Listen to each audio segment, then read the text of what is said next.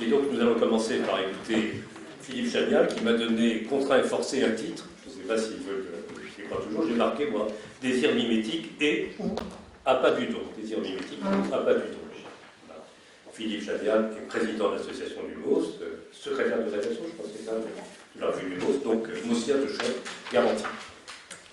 Merci pour la présentation et merci pour l'organisation. Je suis vraiment très heureux d'être ici. J'ai suggéré éventuellement de passer avant mon voisin de droite parce qu'en me relisant, j'ai eu le sentiment de ne pas aller vraiment dans un sens qui pourrait être celui, non pas d'une réconciliation, mais d'un rapprochement. Mais pour des raisons personnelles, il m'a été nécessaire de marquer des différences. Voilà. Je vous dis que ça préjuge un peu de la forme qui sera celle de mon propos. Je vais commencer en évoquant ce texte-là très vite, que Lucien a rappelé, Jean-Pierre Dumas aussi, ce passage dans celui parti de Scandale arrive, où effectivement Girard traite du don, et je voudrais aboutir, par des chemins un peu détournés, à la motion de synthèse qui s'est déjà esquissée, notamment dans l'intervention d'Alain au milieu de la matinée. Alors, ce passage dans celui parti de Scandale arrive, qui m'intéresse, page 31 pour moi, il est celui-ci. Dans plusieurs langues, le mot qui signifie le don, le cadeau, signifie aussi poison. Dans un univers très archaïque, tous les cadeaux, je pense, sont empoisonnés. Leurs possesseurs ne donnent jamais que les choses qui empoisonnent leur propre existence et dont ils cherchent par conséquent à se débarrasser pour recevoir en échange des choses tout aussi utiles, mais moins empoisonnées, du fait qu'elles viennent d'ailleurs. Un peu plus loin, finalement, tout s'arrange dans l'échange réciproque de cadeaux tous empoisonnés au départ et qui deviennent consommables à l'arrivée, une fois transplantés dans une communauté étrangère. Il est plus facile de vivre, Jean-Pierre l'a évoqué, avec les femmes des autres qu'avec les siennes propres. C'est là, je pense, l'origine de l'échange. On a une anthropologie du don qui est très facilement résumée. Autre formulation de Girard, les cultures sont contraintes de tout échanger par leur crainte de la violence entre les proches. Ou on peut le dire autrement, plus négativement.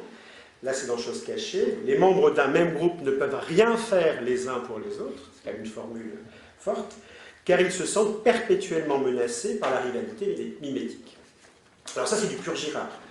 Parce qu'au bout du compte, ça veut dire que le don, comme bien des choses, n'est qu'illusion. Il y a différents mensonges, vous le savez, romantiques, archaïques, sacrificiels. Ce qui veut dire que donner n'est pas donner. Donner, c'est expulser vers l'autre, le groupe, ce qui pourrait être source d'envie, de rivalité. Un peu une théorie du mistigris, en quelque sorte, qui fait passer la chose empoisonnée, ce qui est assez piquant lorsqu'il s'agit du don des femmes. Également, du pur Girard, au sens du Girard désenchanteur, qu'on n'a pas beaucoup évoqué, mais pour ma génération, c'est aussi comme ça que je le ressens. C'est-à-dire que tout ce qui, dans le don, pourrait ouvrir à ce que j'appelle le côté lumineux de la force du social, comment on fait alliance, comment on transforme les ennemis en amis, comment on s'y éprouve un processus de reconnaissance réciproque, comment on y célèbre aussi l'être ensemble, tout cela est rapporté au côté sombre de la force du social et du désir, c'est-à-dire à l'irréductibilité de la violence. Donc j'ai essayé de partir de cette réduction du don pour montrer qu'elle me semble conduire Girard à une réduction également du sacrifice, c'est-à-dire réduction de sa dimension d'offrande au profit du pur et simple lynchage du pauvre innocent. Et j'essaierai de développer ensuite ce qui est vraiment une simple intuition, il faudra me corriger, je vais peut-être dire des banalités, des choses naïves ou erronées, je ne suis pas spécialiste. Mais ça marque ma réticence personnelle, émotionnelle, je crois, au système girardien, c'est-à-dire l'intuition qui passe à côté du don et des formes de réciprocité positive, justement parce que sa théorie du désir mimétique, c'est la pointe de la pyramide, le met dans l'incapacité de faire droit à ce que j'ai appelé ailleurs la délicatessence du social, la délicatessence des relations interhumaines. Et je crois qu'une façon de l'évoquer peut consister à faire un retour à son premier livre, Un mensonge romantique, et à sa façon d'y aborder la question amoureuse. Je pense que s'il y a un problème avec le don, il y a aussi peut-être des questions à poser par rapport à l'amour, et que l'on peut peut-être contester l'idée même d'un mensonge romantique, et donc engager la sociologie peut-être un peu ailleurs, du côté justement de cette face lumineuse, voire merveilleuse, de la force du social. Alors, comptons l'aventure. J'ai préféré résumer le parcours, parce que je ne suis pas sûr d'y arriver dans les 20 minutes. Commençons par la question du don. Le passage que je viens d'évoquer, il pointe facilement combien Girard semble réduire le don, comme il le fera pour le sacrifice d'ailleurs, à une forme de conjuration de la violence mimétique. Ça n'a rien d'étonnant, et ça a été dit. Si Girard ne prend guère le don au sérieux, c'est que son anthropologie, on va dire dans les termes d'Alain, n'est pas une anthropologie du donner, du recevoir, rendre, mais avant tout une anthropologie du prendre. Du prendre, de la prédation, tu l'as en partie évoqué, on pourrait dire peut-être du prendre, refuser, garder, il faudrait l'axiomatiser davantage. Parce que le prendre, c'est bien le but et le dénouement du désir mimétique. Ou plus précisément, le dénouement, le but de la mimésis d'appropriation. Et ce point, je le souligne parce que, bien évidemment, il y a des résonances entre le désir mimétique girardien, la lutte pour la reconnaissance hégélienne de Kojève à Honnête aujourd'hui, et donc le don maussien et le canétien. Mais le désir girardien n'est pas seulement le désir du désir de l'autre, il faut être un peu plus précis, me semble-t-il, il est l'imitation du désir de l'autre pour s'approprier ce qu'il possède. Et plus encore, ce désir, vous le savez, c'est un désir métaphysique, ça a été également rappelé tout à l'heure. Il s'agit moins dans un registre de l'avoir, de s'approprier un objet, mais ultimement l'être même de l'autre, ses attributs, ses qualités supposées. C'est en ce sens qu'au cœur des rapports humains, des relations, et même le terme de relation chez Girard me paraît compliqué, des relations interhumaines, c'est avant tout un désir d'appropriation réciproque. Et il est des natures ontologiques. Tout désir est désir d'être, il renvoie une carence d'être, un manque ontologique, ça a bien été dit. Mais dès lors que ce désir n'est plus animé par n'est plus animé que par la fameuse médiation interne, eh bien il ne peut conduire qu'à des rivalités, aux conflits mimétiques, à des surenchères, et donc à une violence potentiellement destructrice. Ce que je veux indiquer par là, c'est que s'il y a réciprocité, elle ne peut être que négative. Elle ouvre par elle-même, à la différence de Hegel, dans le procès de reconnaissance ou de Mauss, à aucune réciprocité positive. Et par là même, elle institue moins un lien entre les hommes qu'elle ne menace tout lien, voire conduit à la destruction de tout lien. Et je rajoute un autre élément, cette anthropologie du prendre, si on veut la nommer ainsi, non seulement elle définit la nature des relations entre les hommes, dans le registre de la rivalité, dans le registre de la violence, mais elle définit également la conscience même des hommes, c'est-à-dire les formes de subjectivation. Dès lors qu'on se heurte à un obstacle extérieur, eh bien le désir mimétique se réfracte à l'intérieur du moi et il devient ressentiment. On pourrait presque dire auto-empoisonnement, si on reste dans le registre du don empoisonné. A l'inverse, il me semble que chez Mauss, le don, et à travers lui l'appât du don, c'est le terme que j'ai voulu retenir, c'est une formule qu'on a utilisée pour opposer appât du don, appât du gain, puis après on s'y amusait, appât du lien, appât du bien, appât du tien, appât du mien. Bon, c'est appât du rail.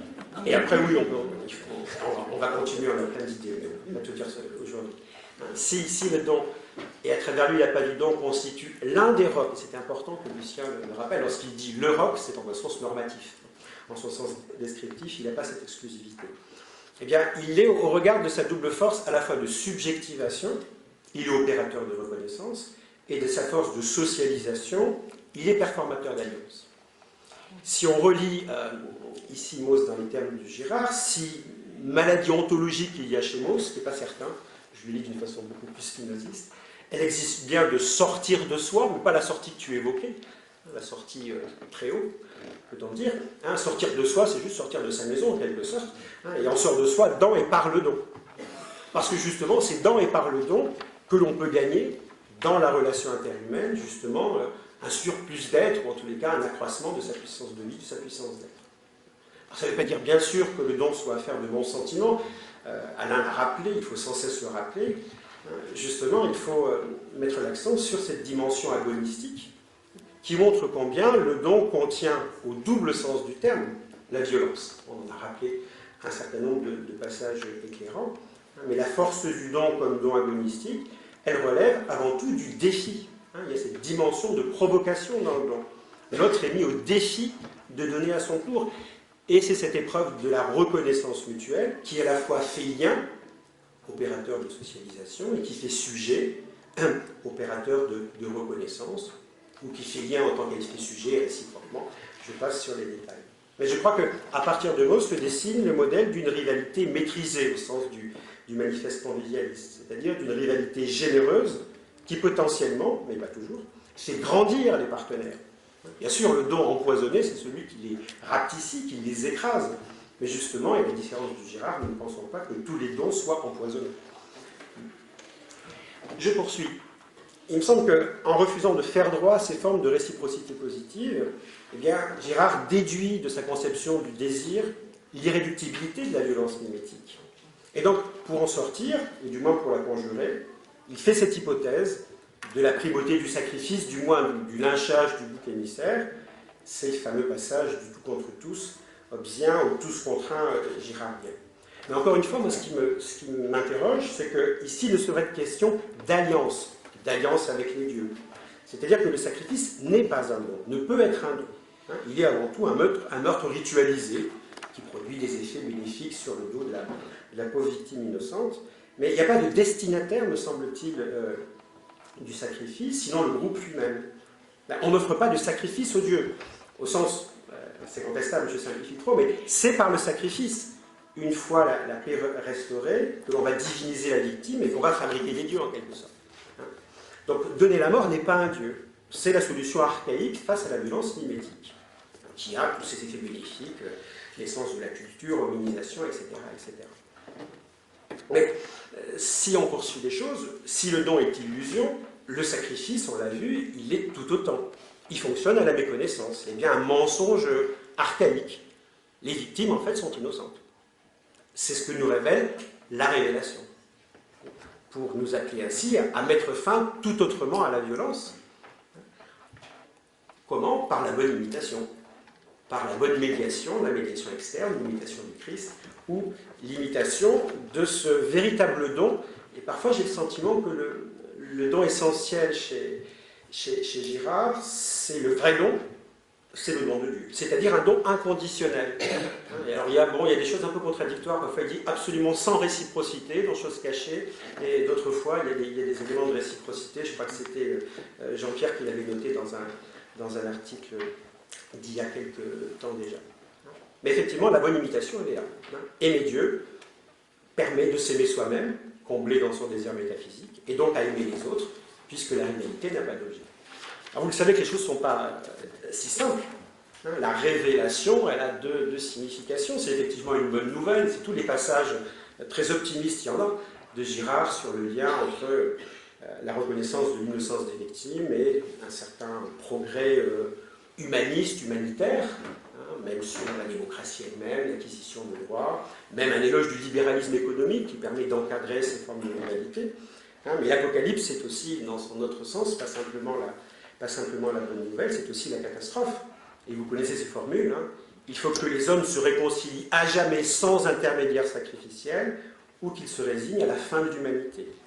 Et d'une façon plus dure encore, dans ce texte terrible après Clausewitz, le sacrifice disparu, il n'y a plus que les feux de la rivalité mimétique, et elle monte aux extrêmes, ce qui nous conduit, vous le savez, à évoquer même un ratage du christianisme, un échec du Christ, qui nous conduit à affirmer que l'empire croissant de la violence pourrait avoir un lien avec la révolution elle-même. C'est par rapport à cette aporie-là, je pense qu'effectivement c'est aporétique, que l'on peut revenir à la question initiale. C'est-à-dire que cette aporie, pour moi, c'est le prix à payer d'avoir ainsi raté ou sous-estimé la force du don. Et c'est pas sans lien, qui n'est peut-être pas immédiat, avec sa dénonciation du mensonge romantique et son traitement de la question amoureuse. J'en dis un mot peut-être pour conclure, je ne sais pas du tout le temps qu'il me reste. Et comme je parle à toute allure, ça me permettra de réguler mon débit. Et tu fais encore 7 minutes si je ne me trompe pas. Très bien. Un peu plus confortable. Alors pour essayer de clarifier ce point, je crois qu'il faut mettre en parallèle, chez Girard, son dévoilement de l'illusion du don, on l'a vu, de l'illusion de l'amour romantique, et de l'illusion du social, et le lien entre ce triple dévoilement, cette triple illusion, avec son anthropologie du désir mimétique. Dans Mensonge romantique et vérité romanesque, Girard fait son miel de cette phrase de Proust, qui est celle-ci: le monde est le reflet de ce qui se passe en amour. Alors le monde, ça peut être le monde social, c'est aussi le monde mondain, le monde... Passons sur le détail. Ce qui vient ainsi suggérer, c'est que l'amour et la vie sociale obéissent aux mêmes lois. Les lois de l'imitation, on va dire dans les termes de Tarde, mais au sens très précis de la mimésis d'acquisition girardienne. Les mêmes lois, les lois de l'imitation, et plus encore, ce qui s'y révèle, c'est la vacuité de la vanité, c'est-à-dire, pour le dire très très simplement, tout projet humain est vain parce que fondé sur la vanité, c'est la raison pour laquelle on peut faire du stoïsme l'essence même imitative de l'humain. Et plus généralement, lorsque la transcendance verticale vers Dieu a dévié vers l'homme, version girardienne du mythe de la chute, eh bien, l'humanité, c'est ce qui est montré à travers notamment l'analyse de Proust, l'humanité entre dans l'âge de l'idolâtrie et elle ne peut faire que l'expérience de toute une série de désillusions. C'est la tragédie de la médiation interne, etc. Et c'est ça qui lui permet de pointer, je fais un peu vite, je m'en excuse, hein, le mensonge romantique. C'est-à-dire croire que l'homme puisse désirer par lui-même, qu'il soit à l'origine de son désir, ou que son désir puisse être spontané. Et la vérité romanesque, comme la vérité chrétienne, c'est le dévoilement de cette illusion. Non, le héros romanesque, ce n'est pas le héros romantique, celui qui croit à la fin du roman mourir d'amour, sacrifier sa vie, celui qui succombe désespéré de ne pas avoir réussi à atteindre les valeurs qu'il croit authentiques ou auxquelles il croit authentiquement et réussir à résoudre ses contradictions. Non, le héros romanesque, ce n'est pas le héros romantique justement. C'est celui qui se reconnaît à sa désillusion, celui qui est lucide, désenchanté, c'est-à-dire celui qui a accédé à la vérité du désir mimétique. D'ailleurs, par rapport à ce que disait Paul, le statut des faits extratextuels est particulier, bien évidemment, dans cet ouvrage-là. C'est bien aussi le travail de l'écrivain lui-même, chez Proust, qui permet de révéler, en quelque sorte, cette vérité. Et Proust, justement, achevant cela par sa vocation de romancier. En tous les cas, le héros romanesque, il est celui qui comprend que son désir est vain. Et justement, la convention romanesque de la mort à la fin du roman le montre bien ici, c'est la mort qui lui dévoile la vanité de la vie, et donc bien sûr la vanité de l'amour. Alors cette illusion du désir, cette illusion de l'amour, je crois qu'elle est indissociable d'une illusion de la vie sociale elle-même, au sens où la société, on peut jouer sur le terme société, ça peut être aussi ces petites sociétés décrites par Proust dans la recherche, au sens où la société, elle définit avant tout un état d'extériorisation. Elle décrit un état d'aliénation de la conscience, qui ne peut pas combler son manque d'être, justement, en se tournant vers les hommes. Ce n'est pas la bonne direction, ça va mieux être Dieu, et là c'est les hommes. Donc la société, chez Girard, me semble-t-il, et c'est dit trop vite, elle a quelque chose de négatif, ou au moins d'illusoire. C'est-à-dire qu'elle nous détourne de nous-mêmes, elle nous divertit de nous-mêmes, en nous engageant à imiter les autres, plutôt qu'à imiter Dieu, plutôt qu'à imiter le Christ. Et c'est ici, étrangement, que je voudrais revenir à Mauss et au don, du moins dans la perspective qui est la mienne. C'est-à-dire que cette formule empruntée à Proust, le monde n'est qu'un reflet de ce qui se passe en amour, merci, je pense qu'on peut la traduire autrement. C'est-à-dire, non pas que l'amour est un reflet, une conséquence de l'envie que suscite la fréquentation des hommes, d'où l'identification du snob, victime de la mode, du chic, etc., et de l'amoureux, qui est victime de sa jalousie de son rival, c'est la même chose, l'amoureux et le snob, mais que tout rapport social a une dimension érotique. Qu'est-ce que ça veut dire ? Lorsque j'emploie le terme d'appât du don, souvent je l'ai employé sans un sens très précis, mais j'ai le sentiment qu'il y a un sens plus précis qu'on peut lui donner. Parce qu'il doit bien y avoir quelque chose qui nous appâte dans le don. Et je vois que ce qui nous appâte dans le don, c'est la promesse, logée dans la relation que le don contribue à instaurer, dans une relation qui n'est pas par principe vouée à la déception, même si elle peut l'être, en tant qu'elle ouvre justement à la possibilité d'accroître sa puissance d'être, d'accroître sa puissance d'agir. C'est-à-dire qu'on peut penser une sorte de transcendance immanente de l'autre et du social, au sens durkheimien. On peut évoquer au sens de Stendhal un travail de cristallisation, enfin, qui est au cœur du social en quelque sorte. Et donc sortir de soi dans la perspective du don renvoie à une conception tout autre du désir, c'est-à-dire le désir, c'est pas ce qui nous ce qui nous fait plonger dans les affres de l'humain. Le désir ici, peut être compris comme un élan, comme un transport, au sens du transport amoureux, qui cherche à combler son éventuel manque, justement, dans et par l'altérité, dans et par la réciprocité. Je termine, j'avais une autre partie, mais peu importe.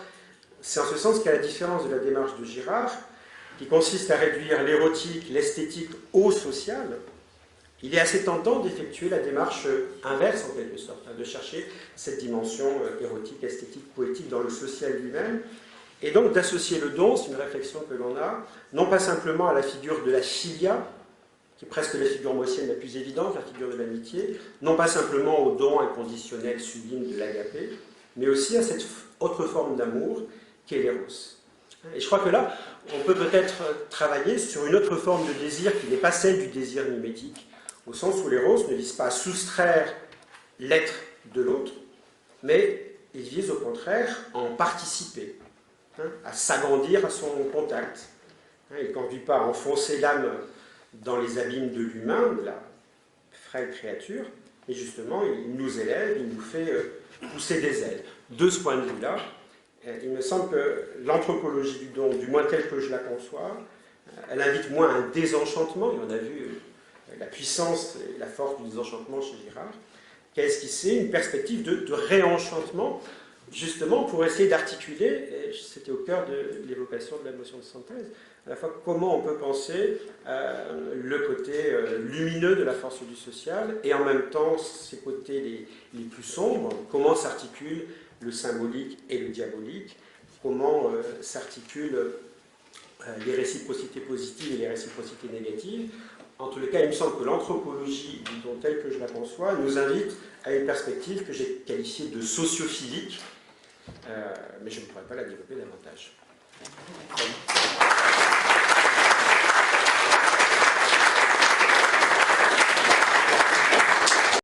Merci Philippe. Sociophilippe, tu dis tu défends une perspective sociophilippe. Voilà. Merci pour cette très belle manière de relancer le match de Mose Girard. Je vais donner une prise de parole Bernard Perret, Jean-Pierre Dupuis, Marc Alsbach. Oui, merci beaucoup. Je pense que cet angle d'attaque pour mettre en débat la pensée de Girard me semble, pour moi, le plus pertinent, effectivement. Continue. Alors, deux éléments pour rééquilibrer le match, si on peut dire, pour justifier en partie le point de vue de Girard. D'abord, il y a une citation intéressante de Girard, je ne sais plus dans quel livre, il dit « Ça n'est pas parce qu'on a consacré 500 pages aux ouragans qu'on doit écrire 500 pages sur le beau temps. » Et je crois que par là, alors c'est un peu léger comme justification, mais en même temps, il y a quelque chose de très profond derrière, c'est que ce qu'on pourrait appeler le privilège du négatif chez Girard, c'est aussi étroitement lié au fait qu'il a fait une théorie de la culture et que, d'une certaine manière, c'est à travers la question de la violence et de son déplacement que l'on peut le mieux interpréter finalement la dynamique des phénomènes culturels. En tout cas, c'est son hypothèse, c'est qu'on comprend plus de choses à travers le problème de la violence et de son affrontement que simplement de constater que les gens sont capables d'être bons, d'être gentils, heureusement. Bon. D'ailleurs, il a dit quelque part, j'aurais peut-être dû consacrer plus de place à parler de l'amour maternel. Bon, il dit ça. Alors, quand même, dans Mensonge romantique et vérité romanesque, c'est un peu vite dit de dire que l'amour est uniquement vu comme amour romantique, puisque, par exemple, dans le cas de Stendhal, il parle de la manière dont Julien Sorel, après ce qu'il appelle sa conversion romanesque, se réconcilie avec redevient en quelque sorte amoureux de Madame de Rênal, avec une forme d'amour différente de celle qu'il a eue auparavant. Donc je pense, même si évidemment c'est objectivement très peu développé chez Girard, on trouve quand même à certains moments des choses qui montrent qu'il n'était pas complètement inconscient du fait que l'amour, ça peut être simplement autre chose que les formes pathologiques qu'il qu'il décrit dans la plupart du temps. Je pressens que le mieux, ça sera de prendre les 3 séries de questions. Vous êtes d'accord, Philippe? Non, On n'est pas d'accord. On va faire comme ça quand même. Je sais pas le même. Ah, je te rappelle pas. Oui, enfin, j'en sais rien. Non, non plus. Jean-Pierre.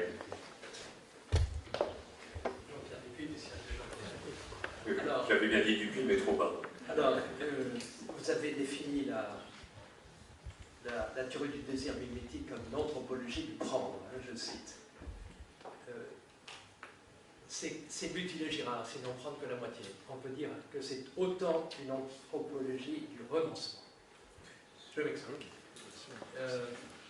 Alors, je ne voudrais pas donner l'impression que je défends la théorie girardienne du désir mimétique. Je l'ai moi-même critiqué dans un livre sur la jalousie, mais enfin, peu importe, je ne vais pas parler de moi là. J'ai travaillé sur les comédies que Corneille a écrites avant d'écrire le Cid. Le Cid qui est un mythe extraordinaire. Bon. Les 5 comédies, dont La Place Royale et La Galerie du Valais. La Place Royale. Le héros, Alidor, est amoureux d'Angélique. Au début de la pièce, il s'en débarrasse et il la donne à son ami Cléant, je crois, qui, comme par hasard, d'ailleurs, se trouve amoureux d'Angélique. Bon. 3 fois dans la pièce, il va se débarrasser de sa femme. Car une fois qu'il l'a donnée à l'autre, il n'a qu'un désir, c'est de la retrouver. Ben, il va la retrouver 3 fois. C'est pour ça que c'est une comédie, mais en fait c'est une tragédie, car elle se termine dans le chaos général et le malheur général. Alors pourquoi? Alors ça c'est Corneille, 1633-34. Au XXe siècle, vous avez Gombrowicz, etc., où la générosité sexuelle est un thème absolument courant. Alors pourquoi est-ce qu'on donne sa femme aux autres? Par générosité? Par désir d'autonomie, comme dit Alidor? Mais non, on la donne à l'autre pour être sûr qu'elle est désirable. Et seul le désir de l'autre vous rassurera. Bon, mais non, attendez, et ça, c'est évidemment met sous la catégorie de pseudo-masochisme. C'est vraiment la femme objet. Alors, vous avez aussi l'étranger de Camus, etc. Et c'est au moins aussi important, je pense que c'est plus important que le désir d'appropriation au sens premier du terme. Alors, ceci donne, plus généralement, le désir du médiocre. Bon, alors là, Proust, évidemment, Swann qui au bout de 300 pages, découvre qu'aux dettes de Crécy n'était pas son genre. Bon, alors c'est le désir de la pierre. Hein, c'est le désir de la pierre. Pourquoi est-ce qu'on désire des êtres bêtes, inanimés, quasiment inanimés? Mais parce qu'ils donnent l'impression d'autosuffisance. Ils ne sont pas soumis au désir mimétique. Pourquoi le désir d'argent? Pourquoi le désir d'argent dont Keynes disait que c'est le péché originel du capitalisme. Le désir de l'argent pour l'argent. Et parce que l'argent, justement, l'argent, ce n'est rien.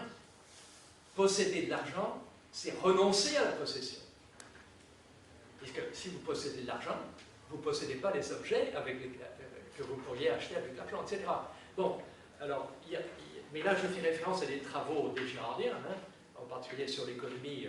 Paul Dumouchel et moi-même, ce fut notre premier livre sur Girard qui s'appelait L'enfer des choses, etc. Bon, bref. Confondre le désir mimétique et l'anthropologie de prendre, c'est prendre une partie de Girard. La force de la théorie girardienne du désir mimétique, que je reconnais tout en la critiquant, c'est qu'elle est morphogénétique. Elle est capable d'engendrer des formes nouvelles, y compris des formes contraires à ce à quoi on pense en priorité, le prendre. Ok, je crois que c'est assez clair. Enfin, j'essaie d'être clair. Merci Jean-Pierre. Tu sais un coup, Philippe, je peux passer la parole à Marc? Oui, bien sûr. Bon, allez, vas-y. Marc. Merci. Moi, j'ai aimé le formula,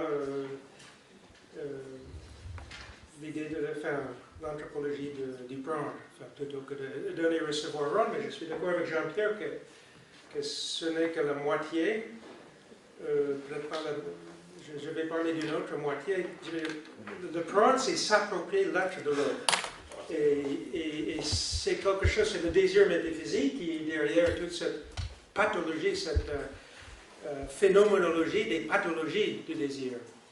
Et je vais citer quelque chose que Lucien Scoop a dit souvent, c'est qu'il y a en réalité deux théories du désir chez Girard, et évidemment Girard aimerait avoir une théorie complètement cohérente, mais Philippe a cité surtout, et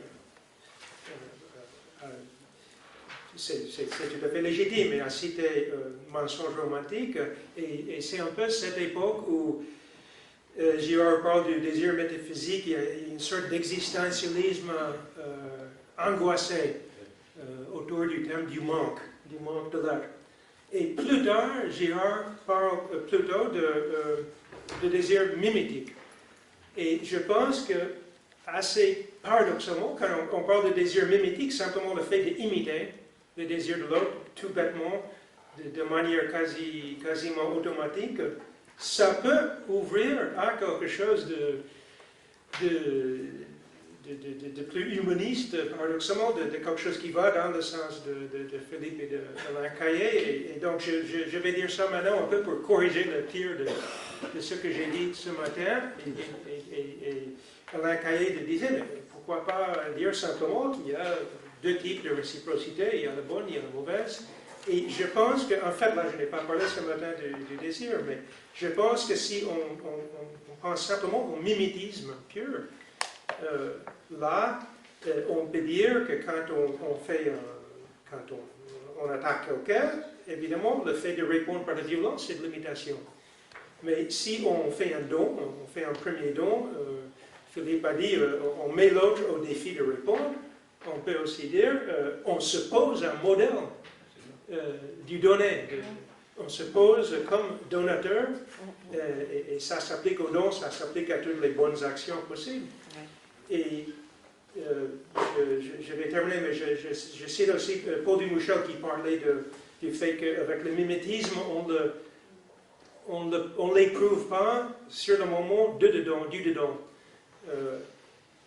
Mais on peut être conscient de ce phénomène de l'existence universelle du mimétisme, et quand on fait des actions volontaires, réfléchies, on peut tenir compte du fait qu'il y a le mimétisme ambiant et que ce qu'on fait risque d'être imité. Et donc là, on n'est pas dans le mimétisme. Je veux dire, moi, je ne crois pas que les êtres humains sont purement robotiquement mimétiques. Et donc là, il y a une sorte d'ouverture vers une réciprocité positive qui serait aussi mimétique, ou peut-être ces deux modèles se rejoignent. Voilà. Merci. Bon, mais je crois que j'ai bien fait comme de passer la parole aux trois, si tu as noté, parce que ça structure un débat global. Oui, non, simplement quelques remarques, parce que les questions sont énormes.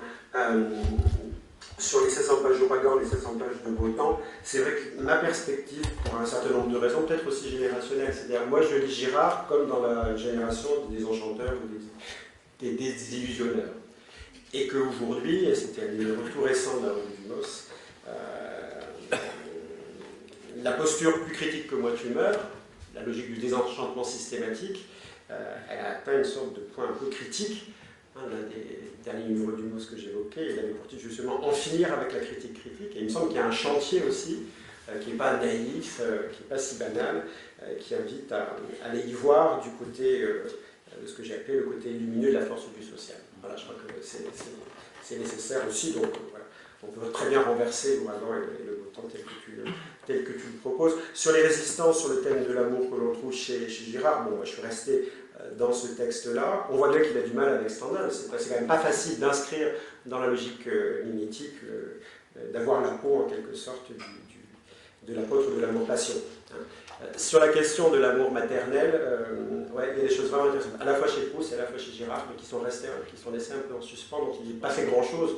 Quand on dit spontanéité de la violence, c'est ce qui viendrait d'abord, bah, je ne sais pas, il n'est pas si fréquent que les mères mangent leurs enfants, hein, plutôt les allaitent. Donc bon, la spontanéité est admise, si vous voulez. Jean-Pierre, je suis tout à fait d'accord avec votre remarque, hein, j'ai voulu rentrer par cette thématique du prendre, tout en indiquant donner, recevoir, rendre. Il faudrait le retraduire chez Girard. Et ça serait, j'ai évoqué prendre, refuser, garder, mais c'est peut-être prendre, renoncer, garder.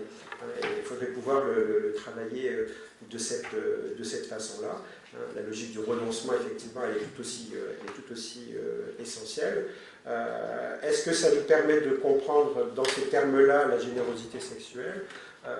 Je ne sais pas, sur une conception du désir un peu comme celle que j'évoquais, si celle que j'aime est désirée par un autre, ça ne fait que renforcer mon désir, mais je l'ai déjà désiré en quelque sorte.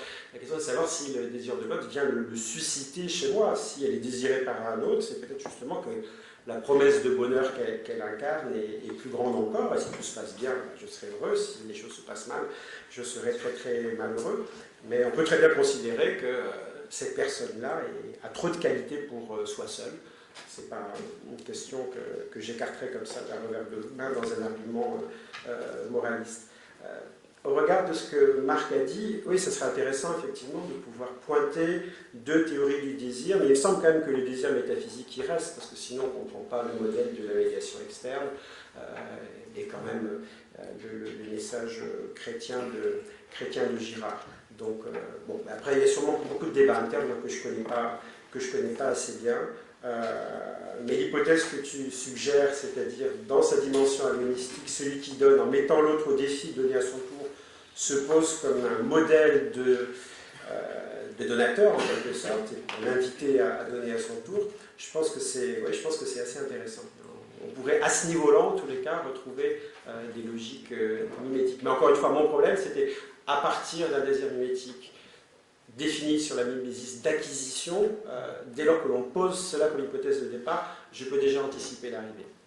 Donc je pense qu'on peut dualiser les formes de désir, ça ne veut pas dire les renverser et puis assurer la prévalence absolue de l'autre, mais garder, comme c'était le sens un peu de la motion de synthèse, c'est ça que j'ai évoqué au début d'Alain, de garder la tension en quelque sorte entre deux formes de désir, deux conceptions du social, deux formes de réciprocité, et le diabolique et le symbolique. Et après, il faut les imbriquer, on a des façons différentes de les imbriquer, mais je pense qu'on se pose les mêmes questions et c'est plutôt rassurant.